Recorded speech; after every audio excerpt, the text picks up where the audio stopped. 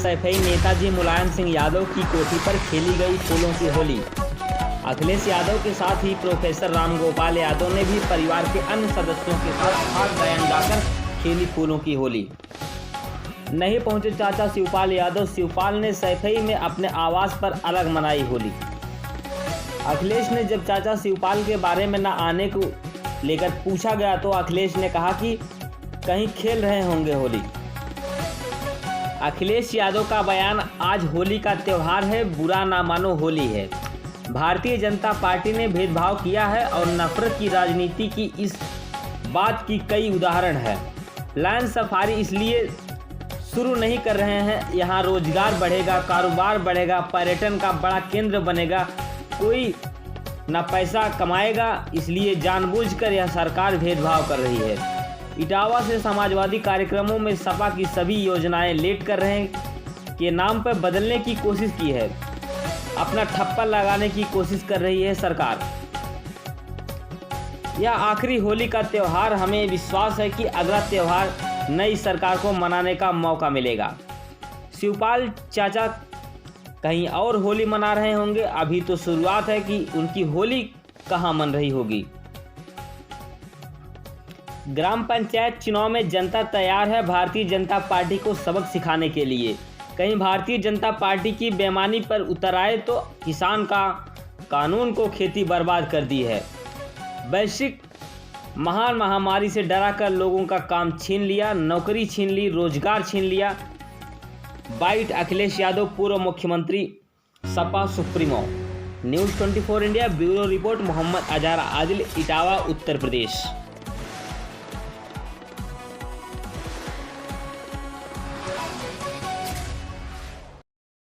चालू कर दिया मुख्यमंत्री, लेकिन सफारी अभी चालू नहीं हो पाई। देखिए, ये आज का त्यौहार ऐसा है कि बुरा ना माने होली है, लेकिन फिर भी ये बात कहनी चाहिए कि जितना भेदभाव भारतीय जनता पार्टी की सरकार में, इतना भेदभाव कभी समाज में नहीं हुआ, इतनी नफरत की राजनीति कभी नहीं हुई।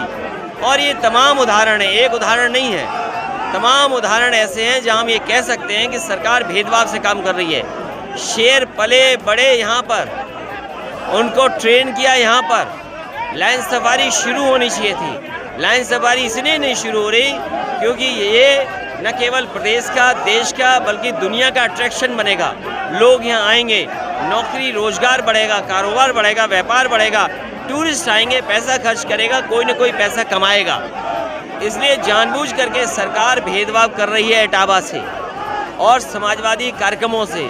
जितनी भी समाजवादी पार्टी की योजनाएं थीं वो लेट की गईं, लेट कर करके अपना ठप्पा लगाने की कोशिश की, नाम बदलने की कोशिश की और अब तो पटिया बदल रहे हैं। जब 4 साल गुजर गए तो पटिया बदलने के स्तर पे आ गए हैं। हमें उम्मीद है आने वाले समय में होली का त्यौहार जो इस साल का, इस सरकार का आखिरी त्यौहार होगा, आने वाले समय में प्रदेश को नई सरकार में नई होली मनाने का मौका मिलेगा। अब वो होली कहीं और मना रहे होंगे और ये तो शुरुआत है, होली के बाद कहीं और मन रही होगी होली। जिला पंचायत चुनाव में चाचा ने कहा है कि वो सपा का साथ चाहते हैं इटावा में। जनता तैयार है और पंचायत चुनाव में भारतीय जनता पार्टी को सबक सिखाने के लिए।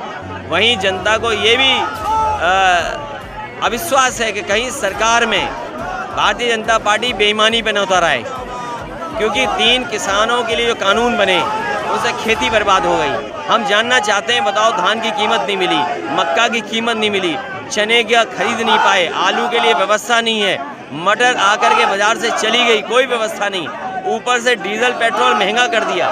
कोई कल्पना कर सकता है इतनी महंगाई हो जाएगी? कोई नौकरी रोजगार नहीं, लोगों के हाथ में काम नहीं। इस वैश्विक महामारी का डरा करके लोगों का वेतन छीन लिया, लोगों का काम छीन गया, लोग परेशान हैं। इस परेशानी से निकालने की बजाय जनता को और परेशान कर रही है सरकार।